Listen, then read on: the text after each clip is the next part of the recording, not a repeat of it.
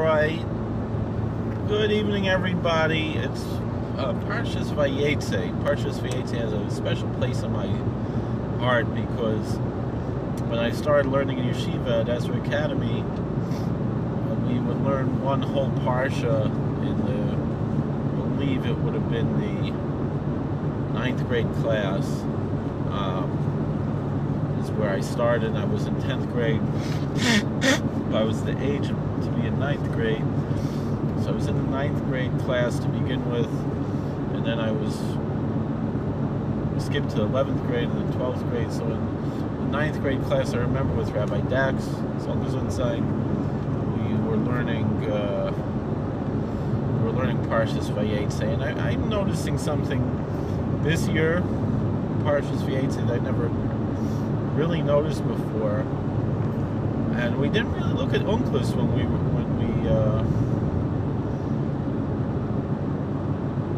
we learned this. We basically Chumash Rashi.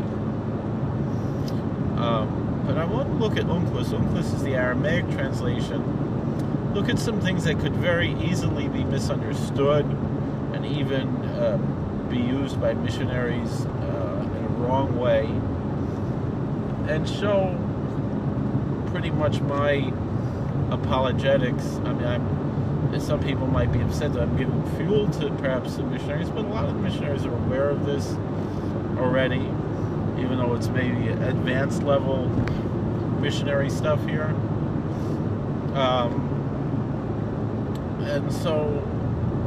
And the truth is, if someone is not trying to attack Jews and this is what they want to use for themselves, I don't have a problem with it, but I still believe that these interpretations that the missionaries are using, and I think it's relatively new approach. It's not what I remember when I was a kid with our anti-missionary work, that they're trying to use something, although it's not really that new, but it's interesting, and what essentially, I don't think we can really argue one way or the other which one's right or which one's wrong, but to look, we have something that's such a classical Jewish text as Unclus, and yet it's saying something that seems the missionaries are interpreting it to be support for their ideology, and yet we have a different view.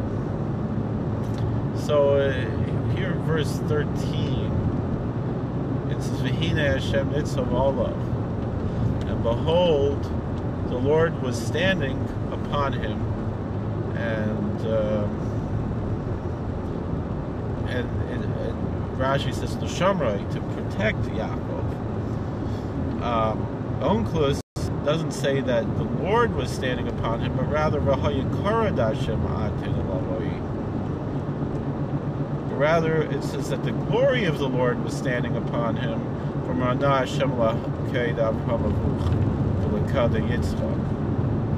it said, and the voice came out and said, I am the Lord, the God of your father, of Abraham your father, and the God of Isaac your father. So it's interesting, this word Yikara, the glory. What is that? Why is it specifically say Yikara Hashem, that the glory of the Lord was standing upon him, and not that Hashem was standing upon him? The obvious answer, which really proves the missionaries wrong and proves the Avodah wrong, at least from the standpoint of what we're teaching here, is that God has no actual form, and we're only speaking here about the glory of God and not God himself.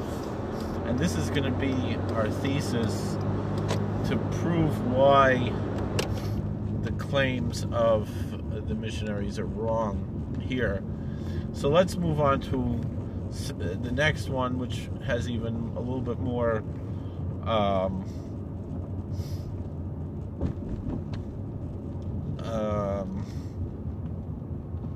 fuel, perhaps, for the missionaries, and how we're going to argue against this. So in verse 15 it says, behold, I am with you, God says to Jacob. And yet Unclus translates as V'ha Meimri b's'adach, and behold, my word will be to support you. And will protect you in every place where you go. So here we have this word Mimrā. So one place where it says God is saying, "Behold, I will be with you." Onkelos renders it as, "My word will be with you." Let's look at the next one in verse 16. Here's another one where it says Yikara, the glory.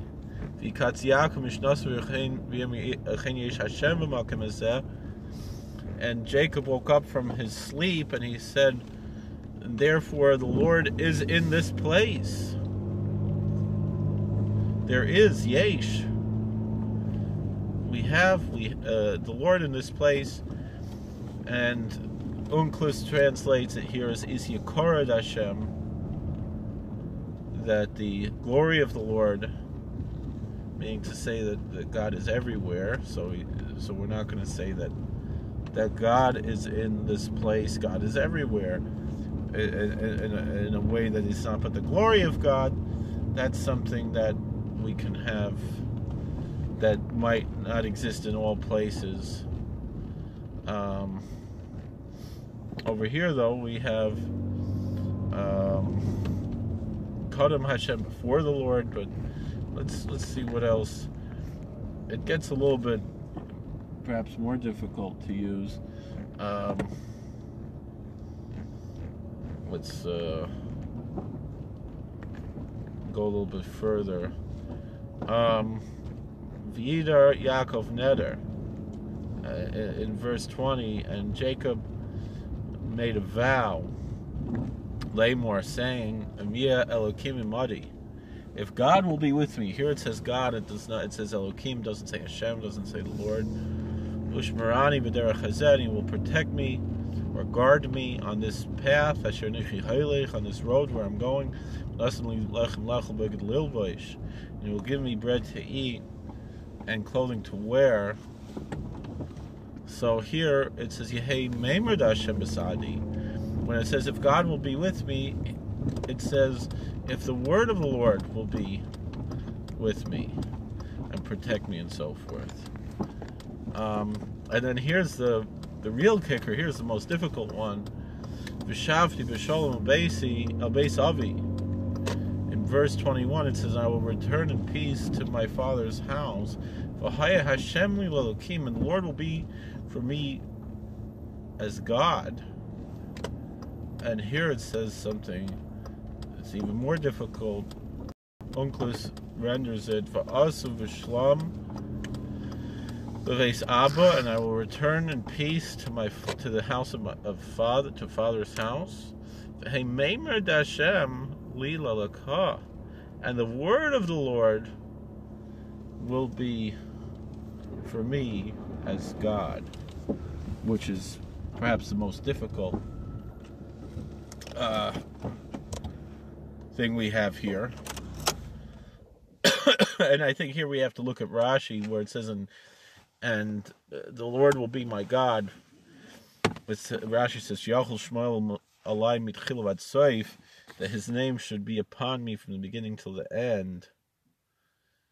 Shlimatzei psul bazari, specifically meaning that all of the children of Jacob will be followers of God. Now, I think the big issue that we have here that will prove the missionaries, or because if you know a little bit about these other religions, you might have an idea where I'm going here.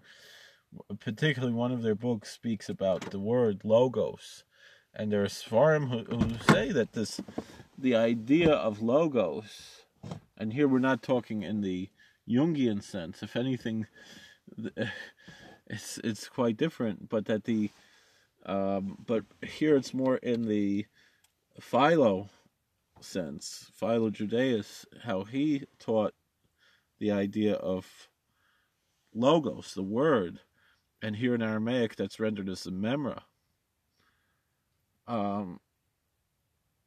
And these other religions will say that the Logos became flesh, and that the Logos was with God, and that the Logos was God. And what is this here? Where Onkelos is rendering this word Miimrā, which means word in Aramaic. It's the same things like the Dvar Hashem, and also we have Yikara Hashem, the glory of God. We have also a term Shechina. I think what we have to understand, though, is that it's specifically talking here not about the essence of God himself, but rather something that God created so that we can relate to God. And in that way, now, obviously, it goes without saying that we believe that the Christians are wrong for applying this to this one particular person.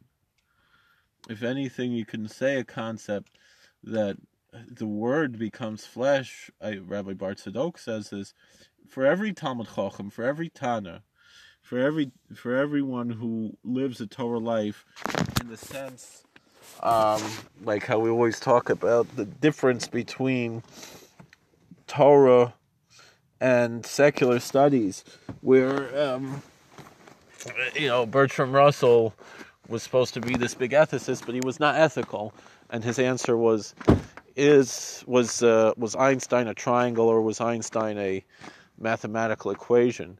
And the answer is, though, that, like we said, that a Jewish king, V'karavai kol yamav, and you read in him all the days, meaning to say that the Talmud Chacham is supposed to be a living example of Torah.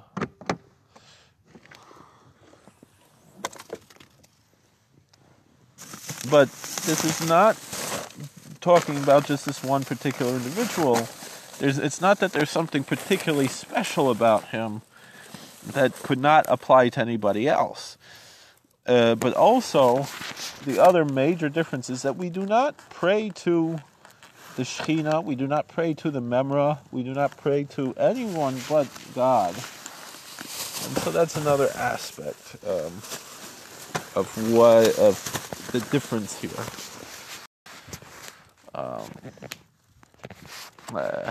Alright, I'm unloading groceries here. I don't really have time to explain this more. I don't know if I should even upload this. Maybe it'll be a private video. Thank you for watching. God bless. Please like, share, and subscribe. Comment. See you later.